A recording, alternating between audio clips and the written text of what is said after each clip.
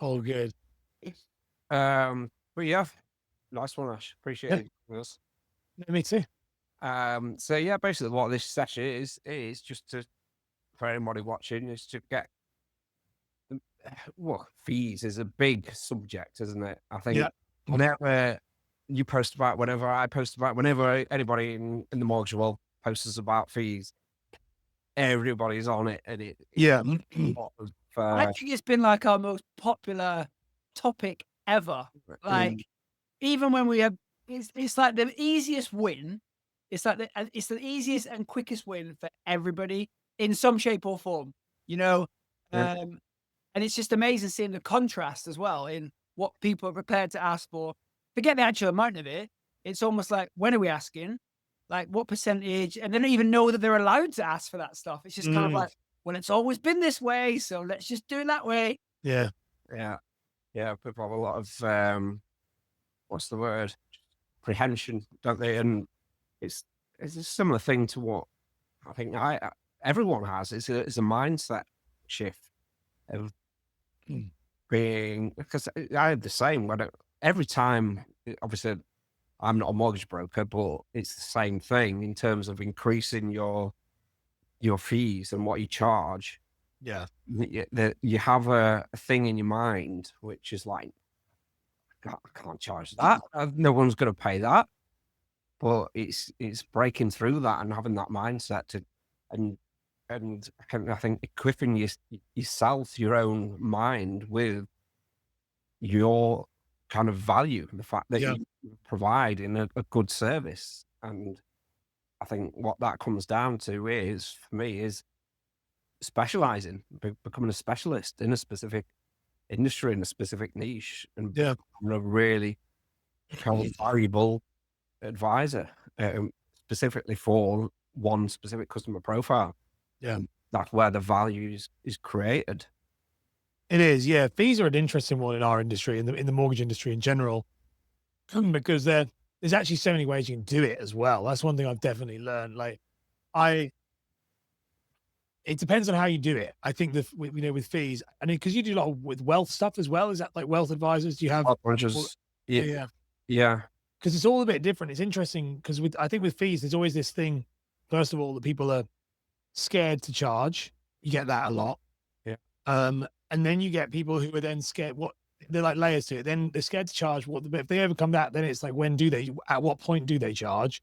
Yeah. And so then you get it. They're charging at completion, which is bad from a business perspective. It's bad from a cash flow perspective. It's bad but it's also bad. So it's a bad for the client because the client doesn't really understand Yeah. effectively. If I can pull out, and I always say this to clients when I work with them, if I can pull out at any point and not be charged, then that thing was free. That's the Yeah. way I look. That's the way it is. It is. If I can pull out just before I exchange contract, then everything you did up to that point was free. So I just don't see. So I think so then you have this thing of, okay, now you got to charge at the points of like at least application, minimum offer, but really application. And then it's like again, it's a whole complex thing. And if you talk about it, you get shot down big time. Well, yeah, it kind of plays into especially in the Western world, you can't talk about money. No, Like, exactly. we're not allowed to talk about it. So what we do is we don't talk about it. Then when we have challenges or problems with it, everyone's like, well, why didn't you talk about it? It's like, well, hold on, wait a minute. I can't Yeah, have it both ways. Like, before, I wasn't allowed to talk about it. Now I want to talk about it. You're all still mad at me. yeah. It doesn't really help anybody there. No, it's a really strange one. And but I've definitely come to nuance on it. And I did actually did a podcast on it about a month or two ago, and I had quite a few people message me off the back of it because I had like some clients who had actually his client who we've all worked with. I won't say the name on here because obviously it's a hard thing to do, but I'll tell them off air. And she's wonderful, she's brilliant. But she was saying she had this thing of she's been doing it for 20 years, and she's got this backlog of some clients have got fees, some don't have Yeah. fees. It's really tough. It got me thinking, but I do think that I've got one client right now. We're actually doing a fee-free model, but we're doing but they're a weapon at selling insurance. So again, the way that I look at it with fees personally is you make your income how you make your income, whatever your business model is. So that's why I'd say for anyone who's listening, because I used to be very blanketed. It's like pick a niche, what type of stuff, very blanketed. but I think it's nuanced to the individual. If you're somebody who's got traffic coming through that you can, and you want to see 20, 30, do 30 mortgages a month, 40, if you want to, Yeah. and you're very good at selling insurance. And it was interesting. Anish, he's one of my clients, longest client. He was on said to me, he was like, I'm not increasing my fees, because he had this one client specifically. So I was like, increase your fees, increase your fees, increase your fees. And he was like, this one guy, he said, this guy actually left a review and said, phenomenal service. He just to charge more. That was actually like his review. And I said to him, I said, you charge more. And he sat down and he said, Ash, he said, that guy, he said charge more. He said, it was like a 1.8 million pound mortgage. He said, I got paid like a massive fat prop fee on that. He said, he took out insurance premiums of £873 a month. He said, which made me, I'll tell you what that would have made him, £873 a month. And I hadn't thought of it this way. 873, just do it times 24. So that's nearly £21,000 in commission he made of this guy. And he said, I'm not gonna increase it by an extra 200 quid because I just made an extra 21,000. And I hadn't thought of it that way. So there's an element, I think, of fees, which is you charge what you're worth, but I think you then have to try and then find better ways of making more money, because you're stepping over the £50 notes to pick up the pennies if you're trying to keep inching the fee up. I think if your fee's below 500, you need to take a serious look at yourself and fix that. Yeah.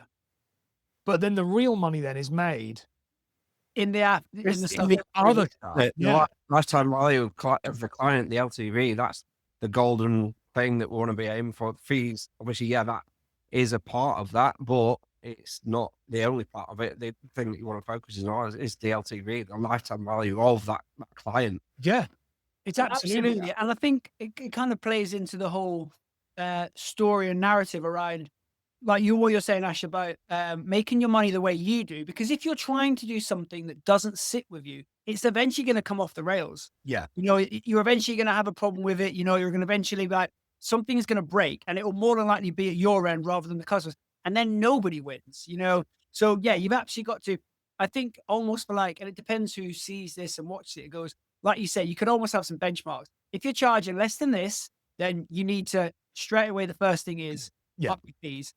If you're only charging at this point because you've only just moved up your fees, then you need to have a look at it. And then, like you say, once you've ticked all those boxes, you're then looking at how do I make this more valuable to me long term, rather than sort of going short term and potentially screwing yourself over in the longer game. Yeah, it's also the thing I see with fees you do have is if you charge.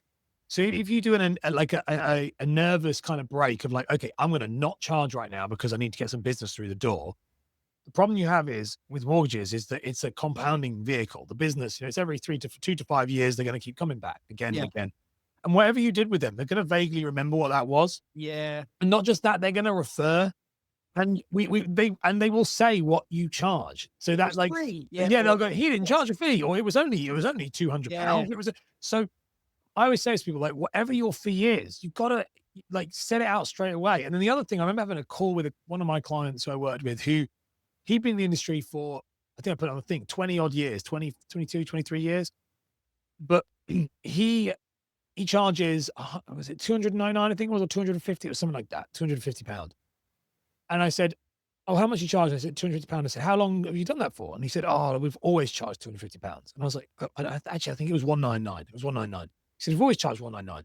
I said, okay, cool. I said, has inflation gone up in the last 20 years? And he was like, all right. And I said, so that 199, it's not the same. It's not the same thing. Now, what's really, and I said to him, what's really interesting about that is, go back 20 years, most people didn't charge. Yeah. So you were a pioneer of knowing your own value, right? And then stayed there. So you just eroded yourself Yeah. down. And he was like, oh, yeah, I hadn't thought about that. And it was one of those moments in his face when he's like, oh, no. Now, he didn't increase the fee because the problem is that's that fear then of and I don't think most of the time people don't really care. Well, look, this is the conversation we've had, isn't it, in the past? Very rare. And I don't think we worked with anybody who increased their fees and anybody came back and went, what are you doing? Or even in the first, look, if I'm paying somebody for a service, I'm not asking them. I'm paying you to do it because I can't do it. Yeah. So I'm going to trust you that that's how much you get paid. Bear broke a window downstairs last week. guy comes out, measures it up. It's going to cost you this amount of money. Brilliant. I'm not going to go, well, wait a minute. I'm going to go around and ring around and see, because there or thereabouts is going to be where I'm at, and I trust you that that's your job and that's how much you're going to charge me for it. And I think that's where the confidence comes in, isn't it? It's going, just that's where I am. And I'm paying you for that service. I'm basically paying you to solve a problem for me. Yeah. And if you can do it quickly with some more bonuses, cover my insurance, make me get my wife or my husband to stop moaning at me because I've not done it, that's the problem you're actually solving. Yeah. So the fee almost becomes like, it just becomes movable, doesn't it? You get to play around with it far more than I think a lot of the people we've worked with. They don't give themselves enough credit. I think it comes back to they don't value themselves, definitely don't value themselves. They don't see it as something that they can deliver on potentially. And they usually sell themselves massively short than what they're actually providing. Yeah. Oh, big time. Yeah. There's a thing that I was actually talking to this someone on Monday. So it's Thursday. I'm losing track of my days today. So it was on Monday, and I was saying that the thing with a fee is a really good mechanism for a client journey. You've got to use when you take a client on a journey, it's the basic storytelling structure. So I don't know how much you guys know about storytelling structure, but you've got this thing of like, there's world A, something bad happens. And this is it ruins every film for anyone who's watching this or listening to this. You'll never be able to watch a film properly again, or a TV series. But this is like in life. So world A, everything's wonderful. What happens then is that something happens and we move into world B. And world B is the challenge we need to overcome. You have to come and overcome whatever it may be. So Rocky 3 is the best example. Is it when Clubber Lang knocks him out? Yeah. The first one, it's like he's really rich, really famous. Bang, he gets hit, knocked down to the ground. Now he's got the whole, there is no tomorrow and all of that stuff. There's stuff to do. And then what happens at the end is you slay the dragon, you conquer the demon, whatever it may be, and you exist in a world which is A/B, meaning you come back to A, but you're changed because of B. And because of what happened in B. because of what happened. That, whether you do that in a selling insurance, that happens in a micro, like in like a 5-minute conversation. Yeah. That's effectively what you have to take people through. And what people don't get with fees, and there's a reason with fees, is there has to be a clear point. Any client, and I do, it's a client and a prospect. A prospect is somebody who's coming to talk about working with you. They are in stage A. Yeah. But there have to be a point where they have to move from a prospect to a client, which is from stage B. And there has to be something that signifies that. It tips them across. And that is a fee is one of the easiest things to do with that. Is, at the point of, if you want to continue, if you want me to do the research, yeah, it's going to cost you. Just a £99 administration fee to do the research. Straight away, we're now we're moving that client, that prospect, into a client, which is from A to B. And sometimes that sometimes can be a gift, because they actually needed to take that step. I had a similar conversation with Sarah last night, and we were talking about something. She was like, why would I not make the decision now? Like, having this conversation with you, Ross, means we're going to push the button on something tonight, rather than kick it down the road for 2 or 3 months and then have to reconsider everything again in 2 or 3 months. It's almost like you needed the permission to do it. And if that's what people when their fees can do, it almost allows them, like you said, I love that sort of story, transition from A into B. Because it doesn't feel like anyone's been duped. It doesn't feel like anyone's been taken along on a ride. It's just like, this is where we are. And I'm making it real for you now. Yeah. And the fee is a nice, clear. Once you're in, isn't it?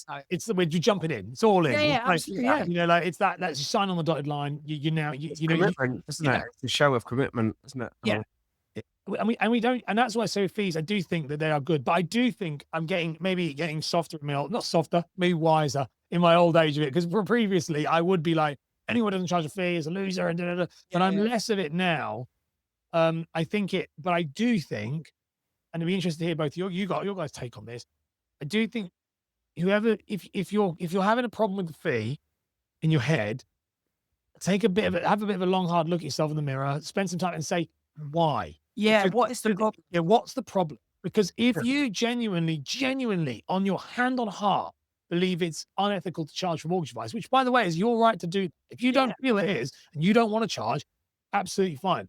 If it is purely because you think you might lose some business and you're scared, and if I said to you, you're doing 10, 15, 20 mortgages a month this month, but you can get an extra £500 on all of them. So let's say you're doing 20, you make an extra 10 grand a month, or that you're doing 20, but maybe now you do 10, but you do make that an extra 5 grand up front. If you hand on heart without your own bias and kind of hubris and everything getting in the way, if you go, would you actually take that?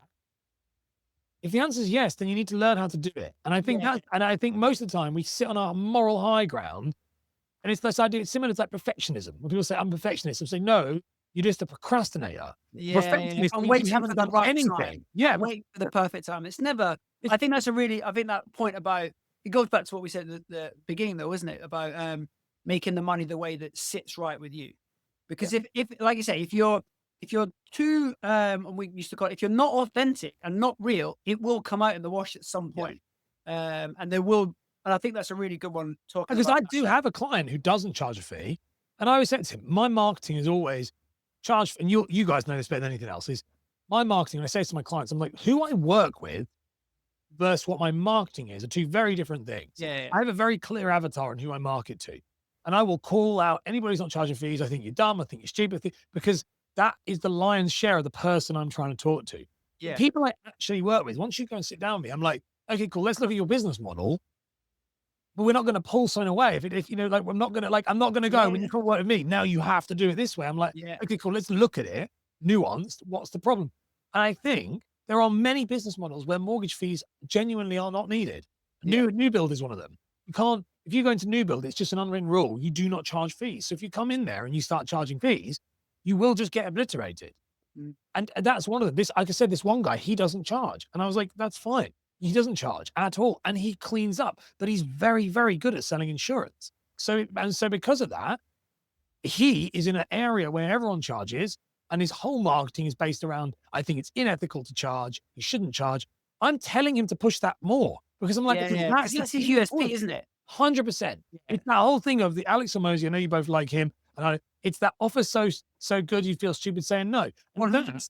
If you're going to make, if your average case size is going to be 2, 3, 4 grand, if you don't charge a fee because you're an absolute weapon at charging insurance, well, then you just take the L on the fee. Yeah, because you know you're going to catch up. Not many people aren't that though. It's just That's what I'm saying. This is the thing. most aren't. Most of the people that we've worked with or spoken to in the past about around this, especially with the fees, have always been on there.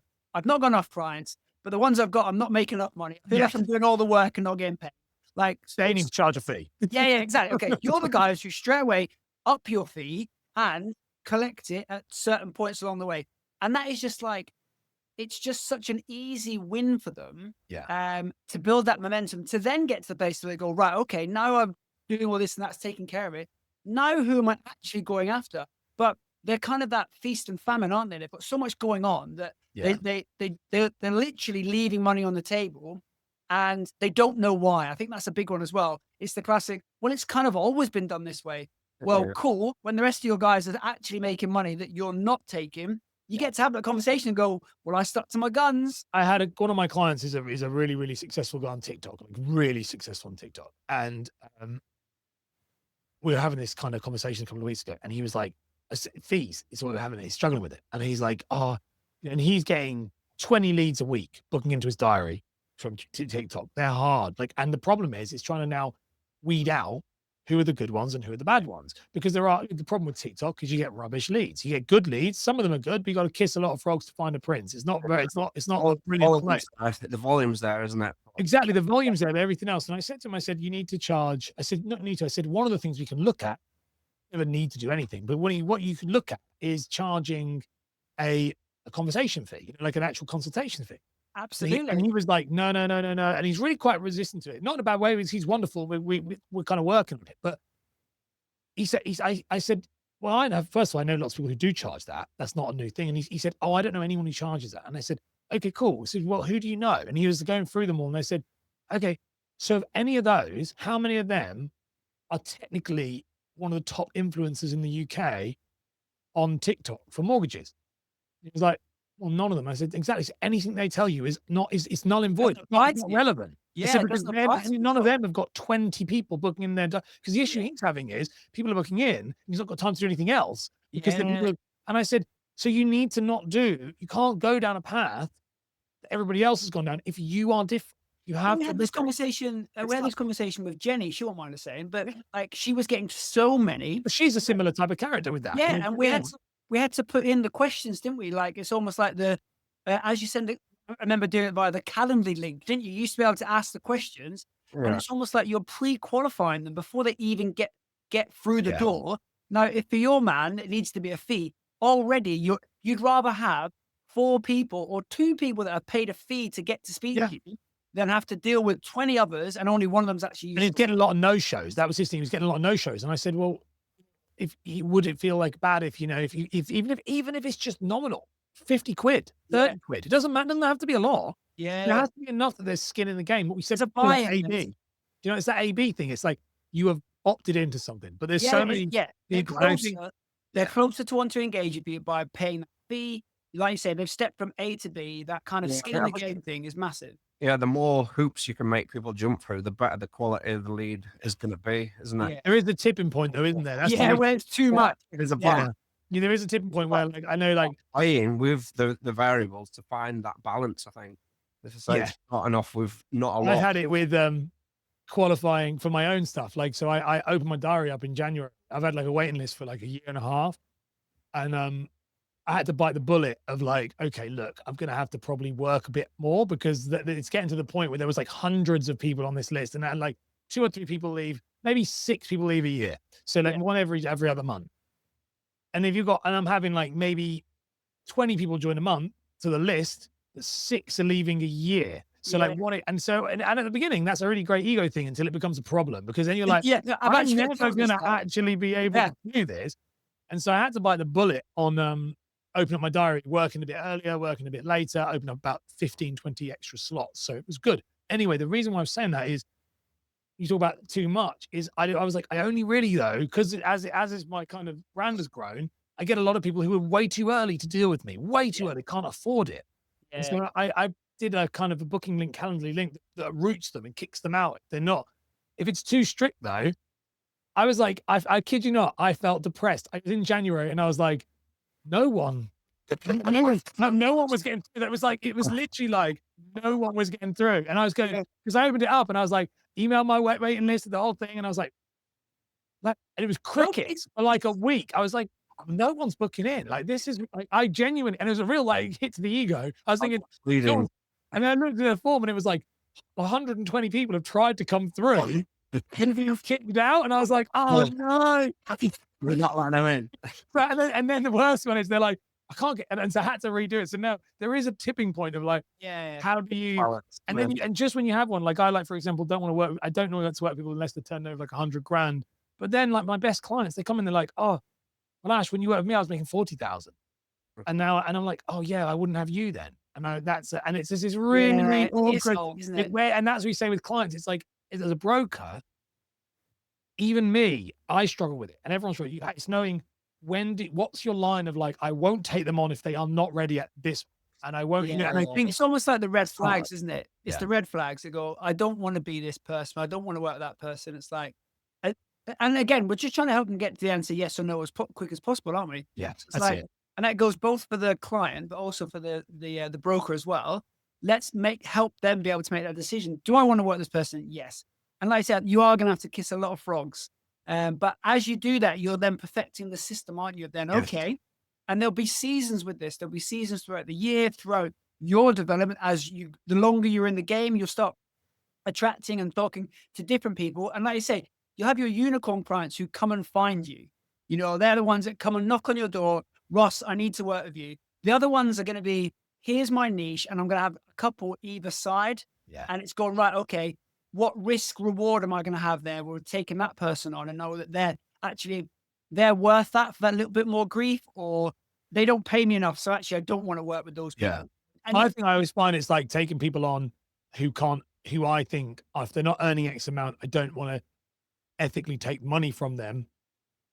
The point of like, so like 50,000, for example, with my fees, at 50,000, not me. I mean, like there's 50,000, it's about right. Like, so minimum, you know, like, so like, I know, whereas I don't want to be taking money off their kids' table to their food, but there is an issue of if someone wants to do it. And that's the thing, because there are some of my best clients are ones who are like, Ash, I'm doing 25, 30,000 a year.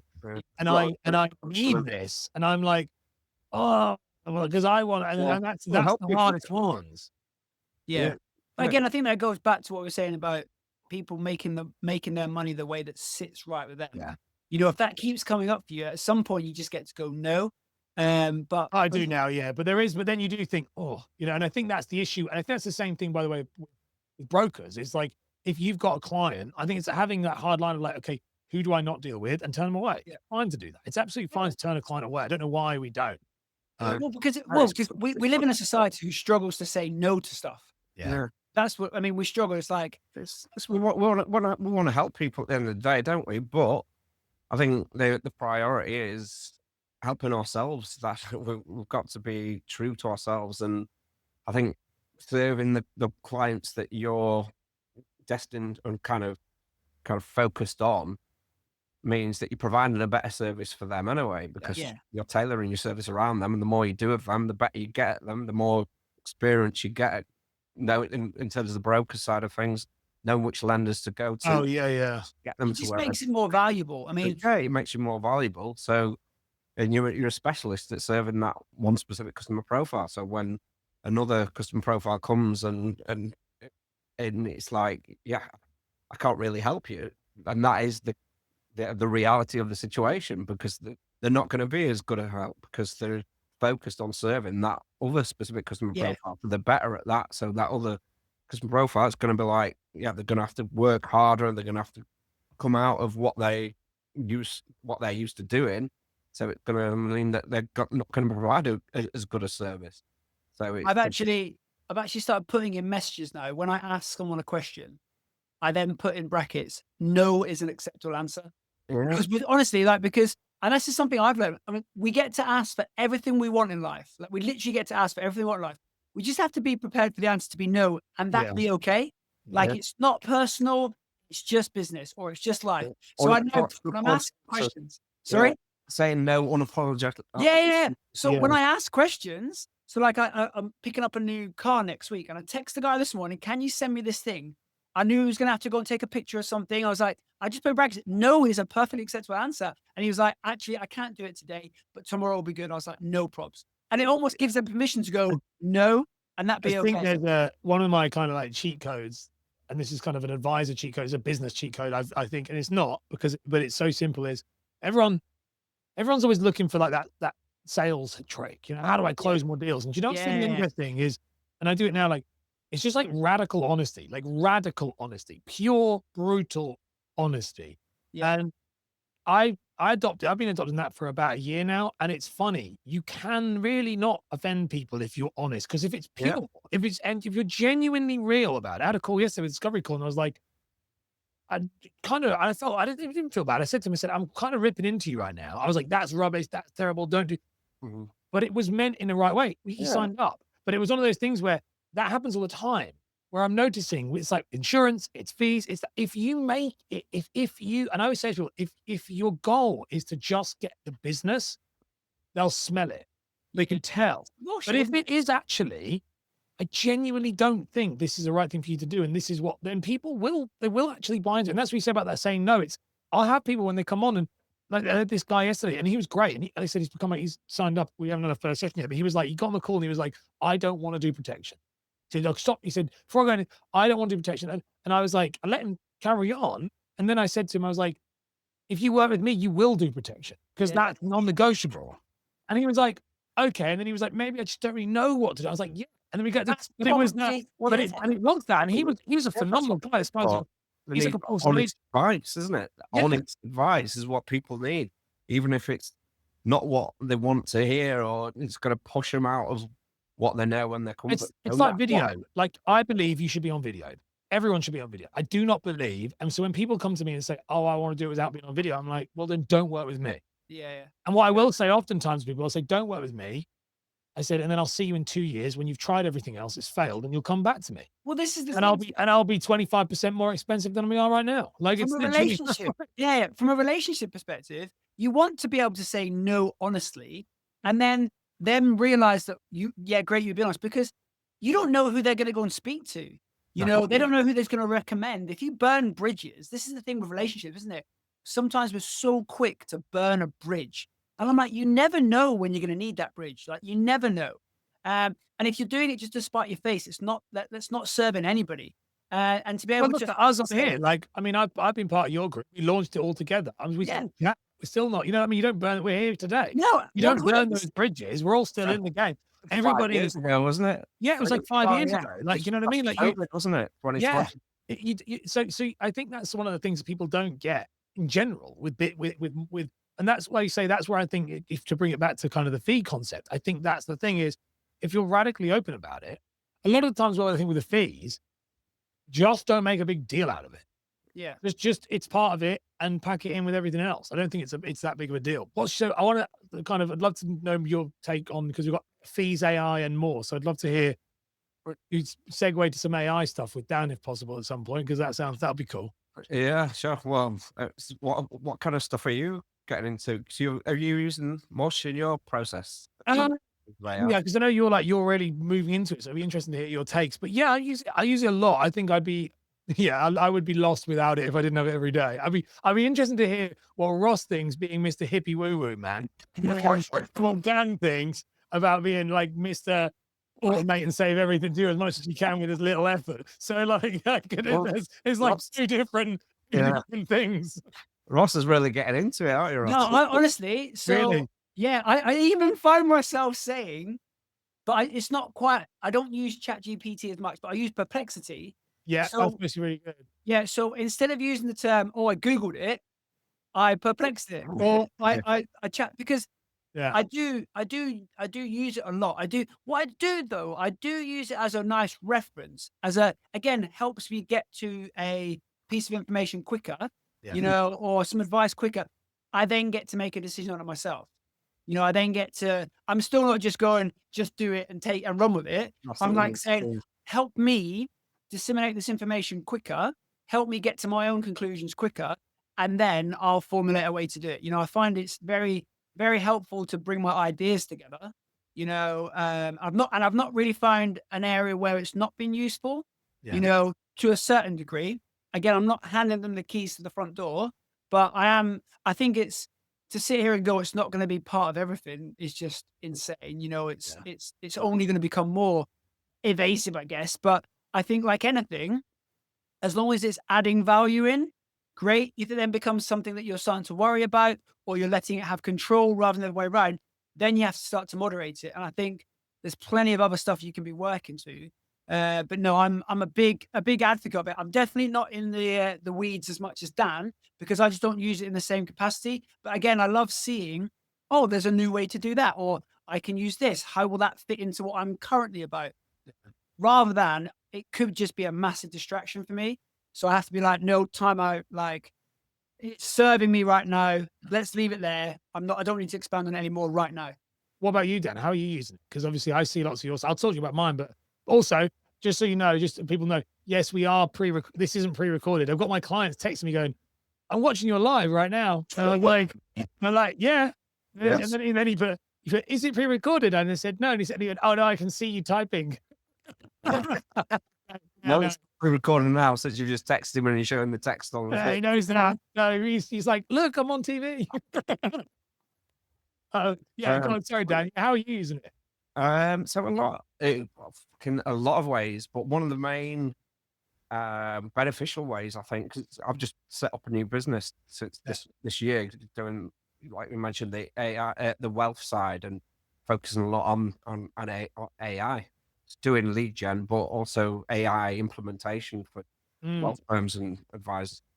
But a big part of what it's helped with that process is like this foundational kind of strategy side. It's like I've been using Claude for it. I've been using ChatGPT as well, but Claude specifically for just like that, like I said, foundational stuff. Just it's like having a fucking really high value consultant which knows a shit ton more about this stuff than me. I've got no qualms of admitting that. Yeah. And it's just there and it's 24/7 available to ask it really nuanced, detailed questions about your plan and your business, because obviously you feed it that information, you train it, and you have a ongoing conversation. So it's got a context window, which is like a memory. So it memorize this stuff, so it knows it, and so it's got all this information on on your plans and your business, and you can just ask it, keep coming back to it and asking it like question, what do you suggest we do with this? This is my idea with this, and it'll come back with a really good answer, and just all the kind of reasoning with it as well, which is like whether it talks through as to why it's giving you that specific answer and the reason why it's giving it.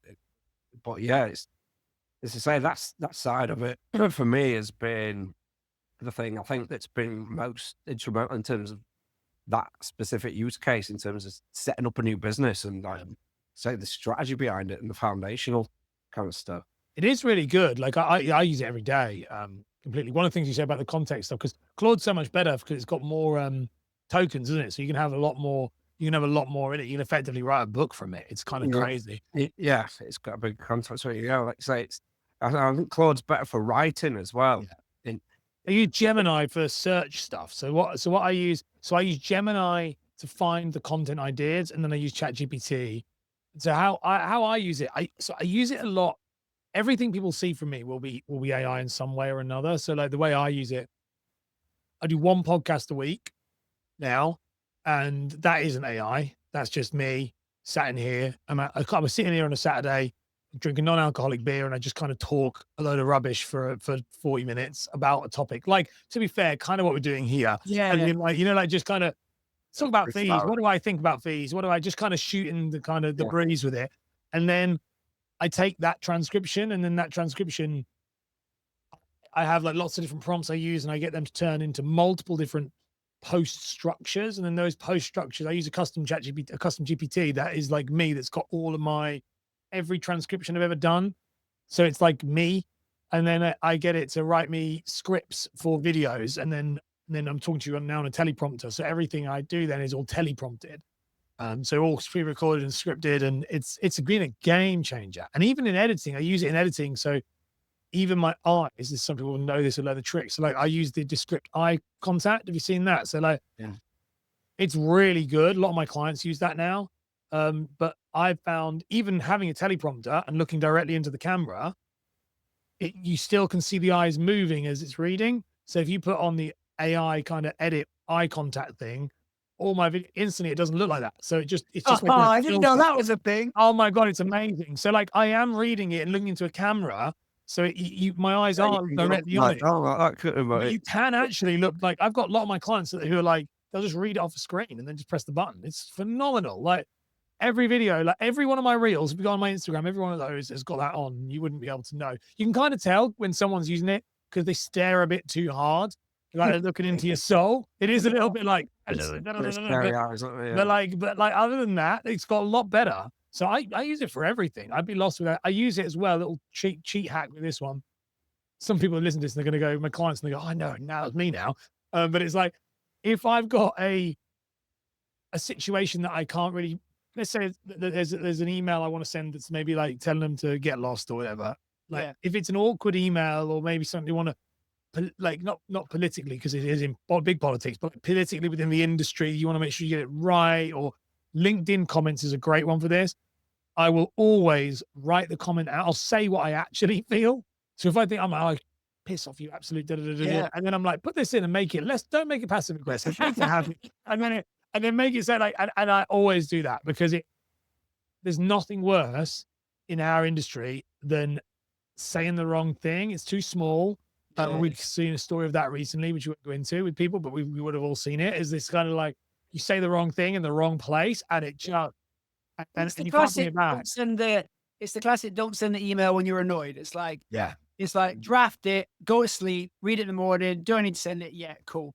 You know, it's so much better with that because you can prompt it. We would do it with different, like, you know, family members and things when you're like, oh, I'm not sure I want to say this to, like, not in a bad way, like family members who you're close with, be like, I don't want them to come across wrong, or I use it for loads of stuff like that. Like, but what I would say, and I think you said it before, is like the content is always from that original podcast. So there's always, it's not just, what do you think about this and write me a post? It's always written from your perspective. Once a week, a 40-minute kind of deep dive conversation, you know, so I do, or a conversation with myself, I guess. That's a bit sad, but like, it is one of those where like, but it is that. So I think it's phenomenally powerful AI. And I think, as you said, it's done now. We're in it.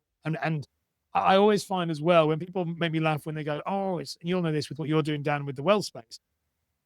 The concept I always say to people when they say, "Oh, it's not that good," and I'm like, "It is the dumbest it'll Yeah. ever be right now." Better Yeah, every yeah. day. Like right now, like so you might think that, and that's what I said about the eye contact thing. Like I have seen I actually consult for an AI company, a fintech company that's AI, and the stuff that they can do is like Skynet freaky stuff. Yeah. Look, even if we go back 5 years ago when we did started this whole thing Mm. together, I remember you talking about how was it YouTube that would scan the Yeah, the cloud files AI on cloud Facebook? data. Yeah.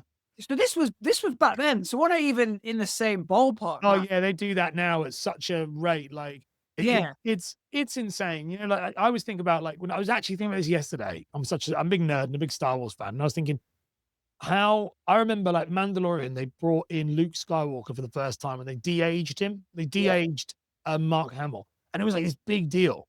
And I thought that was during COVID.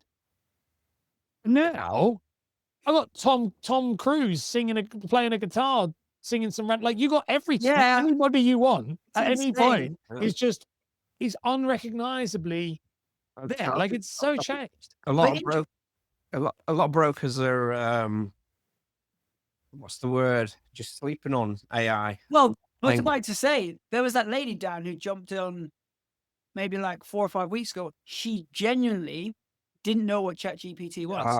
yeah, And we were just like, and she was like, and I was like, but the great thing is, because you don't know, anything you do now It's with gonna be it like yeah. is going to be a game changer. oh Like, yeah, because yeah. you've got nothing.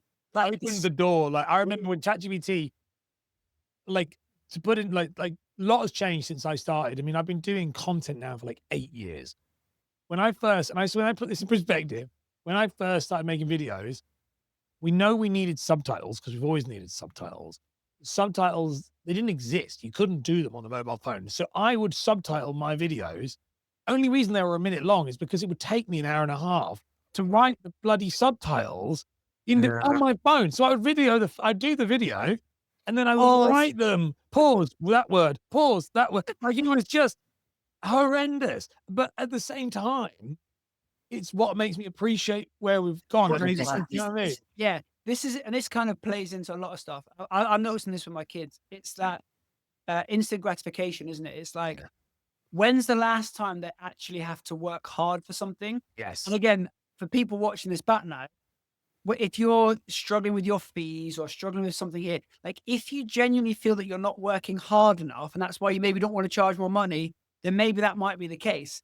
But we do live in a world now where people struggle because they don't actually have to work hard, you know, and then when they do have to work hard and then they do have to put the work in, they do actually have to, I mean, we've had it on these calls for years.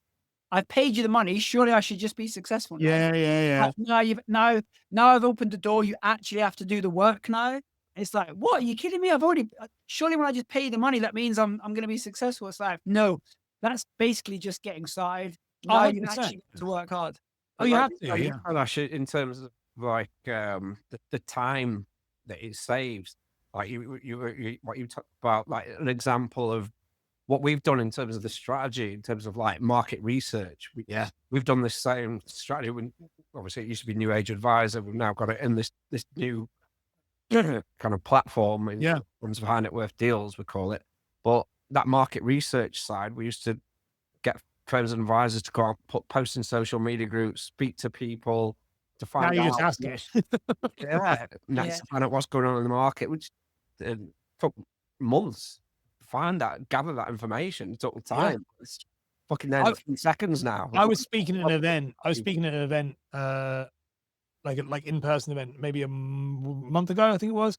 And they were talking about this, and it was how to it came up and they said like what to talk about. And I said, one of the things I do, and I use it every single day. And one of the things I do is every call. So last year I did 1,179 one-to-one coaching calls last year. It was like a mad thing, and they're all recorded with Fathom because of you, because you're the one that recommended Fathom. Yeah. So you'll get this. Every time I do a coaching call and I think it's good, like a good one, or I do a discovery call, more importantly, a discovery call, but a coaching call as well. But let's say a discovery call. I do a discovery call and it's a good one and they sign up. I put them in this client said yes to what I want to do. write me an ideal client avatar profile from this client. Tell me what you think about them, the age, the gen, everything about them, and give me 10 to 15 questions that you think they would want to know the answers to my Yeah. content. And they'll pump out this, and I save these, and then they go into my custom GPT as a list of these, and they get name, like give it a random name, and they'd be like client one, client two, and there's about 10 different ones, and it starts to give more data. I do the same when it's a bad client. So I said this before. I said this in this thing in this speech. I said, if I don't like someone, and it's not that I don't like, but if it didn't go well, it wasn't gelling, it was a bad thing, I will put it in and go, this was a really bad client interaction, a really bad discovery call. I do not want clients like this. Write me an avatar for this and write me all the content I should write, questions I should do to repel these people. Yeah, so I you don't don't want get those people. I mean, you can do that as well in terms of like uploading transcripts and saying, "Give me sales tips on what I can improve Yeah. over all these sales calls," and it'll just be like a sales coach, basically a sales consultant, and just give you really nuanced, detailed information based on the actual transcripts of it. The thing that I, and actually one of the clients who's texted me, who's doing it, he's just bought this, is this teleprompter. Because the thing I find is the bit is trying to get um, the from the idea through to action is the hardest bit, and we have all of this text. The generative, I would avoid generative like kind of AI for brokers who are like, when they're getting like AI people who are going to do it for them and stuff. It just looks really, really bad. And I also think it's the the last thing you should outsource is your actual identity Yeah. video. Um, but scripting, like I said, I don't do anything that's off the cuff now. I do everything scripted. But once I invested in a teleprompter, I think this was about 300 quid, and then the camera, you can get a camera with it, but I have cameras already. I literally can script and put it here and just record straight. It's just like bang, dude. And that frictionless content creation opened it up. And I think that's what people don't realize is the AI is part of it, but you also need the hardware to maximize the true benefit of Yeah. what you're making from it.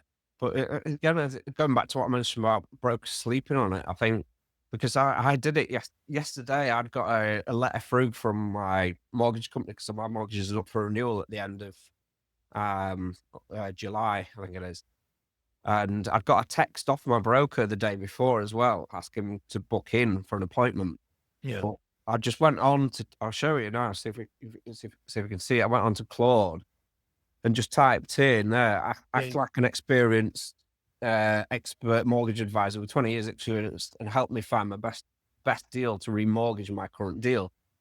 And so I've gone through this conversation and asking it. So it's asking me, saying, next thing saying, I'd be happy to help you find the best mortgage deal with my experience, with my expertise as a mortgage advisor. I'll need some specific information. So it's asking me questions like details about current mortgage, the value of the property, income and employment status, your credit score, any specific goals in terms of remortgaging, lower repayment, short-term risk and equity, your timeline for remortgaging. So I've obviously got all this information on that letter. So it's there straight away. So I've just fed it through all that information. And then it's just giving me the deals, saying, thanks. These are some personalized remortgage advice. And it's given me it's given me back my details of what I've sent just to confirm it. And then it's actually searching the market and saying Nationwide, Halifax, NatWest. So it's just kind of in literally it took me 5 seconds. It's just there.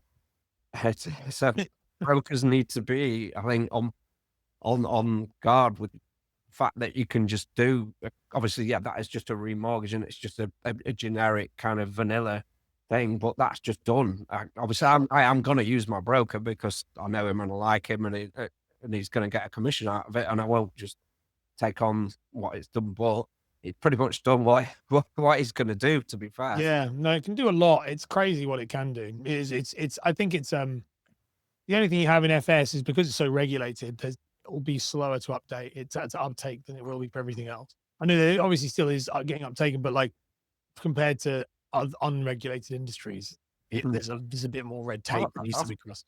I think the main thing that brokers are going to be untouchable in terms of AI is, like, again, specializing and being nuanced and offering tailored, specific, specialized advice, which AI is going to be a lot harder to do when it's different. Like we talked about different, like in terms a lot of stuff we help people with is like high net worth stuff who've got a lot of complex income and stuff. That, AI is going to be difficult for them to find those kind of nuanced lenders. No, I agree. No, it will be. It's an interesting one. I do think it's both of them are interesting spaces. Is there anything else you guys want to cover? No, I think that's it. I think I need a piss. So yeah, I think we'll have Very professional, that one. as always, you know me. End it at the end, just like that. We used to start the calls with all the bullshit, didn't we? Yeah, now we don't. Well, I don't think anyone will stay this long anyway. We'll be fed up. The with hearing retention our on long voice. videos is crazy. Like, I even see on mine, average retention on a even on a 30-minute video is like 9-10 minutes. I mean, it's different with a podcast, but but like on a video, that's good though. Like that's good. 9-10 minutes is a really good retention. Like I'd be happy with that. You just need enough for them to remember you, and then you don't need anything else. Comes back to touch points, doesn't it? When was the last time you finished a bloody Diary of a CEO podcast? They get longer and longer and longer. And all you do is actually just speed up how quickly you listen to it. You know what's funny with that is they say that and I read this and it's true. And I'm like an anxious person anyway. So that when you listen to things on like higher speed, it actually hypes up your anxiety more. Have you then tried to? So I did. I thought, and I'll kind of finish with this. I'm listening to an Eckhart Tolle one, a book, and it's specifically talking about the space between everything. So the words, the noise. But if you're listening to it 1.75, there is no there's space. none. It's just I've had to take it all back out. It literally sounds like that. Speaking. And the problem is with that, I had it with mine. So I edit everything 3 times speed. So when I do stuff, I edit every video I make at 3 times speed because it's just so much faster. Because if I'm doing it, so anything I do, if I've got a 1-minute video, I can get it done. It's like super fast. Because because it's scripted, I know what I'm saying and I'm on Descript. I can see the words where it's doubled up.